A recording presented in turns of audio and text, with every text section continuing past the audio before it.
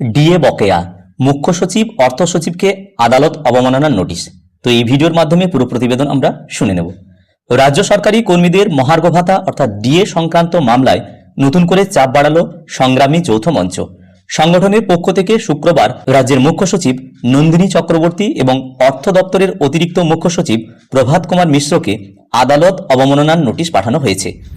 অভিযোগ, শীর্ষ আদালতের স্পষ্ট নির্দেশ থাকা সত্ত্বেও তা কার্যকর করতে উদ্যোগ নেয়নি রাজ্য প্রশাসন।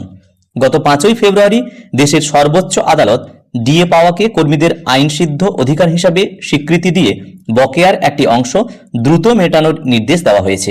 পাশাপাশি নির্দিষ্ট সময়সীমার মধ্যে অর্থ মুক্তির রূপরেখা তৈরির কথাও বলা হয়েছে। কিন্তু সেই রায় ঘোষণার পরও 25% অর্থ ছাড়ের প্রক্রিয়া শুরু হয়নি বলেই দাবি সংগঠনের।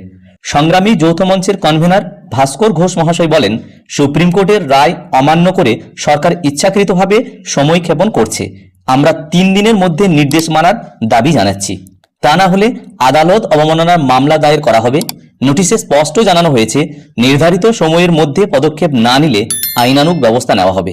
ডিএ বকেয়া ইস্যুতে রাজ্য সরকারি কর্মীদের দীর্ঘ লড়াইয়ে এই পদক্ষেপকে তাৎপর্যপূর্ণ বলেই মনে করা হচ্ছে। ভিডিওটি প্রত্যেককে দেখার জন্য ধন্যবাদ। প্রত্যেকে ভালো থাকুন, সুস্থ থাকুন।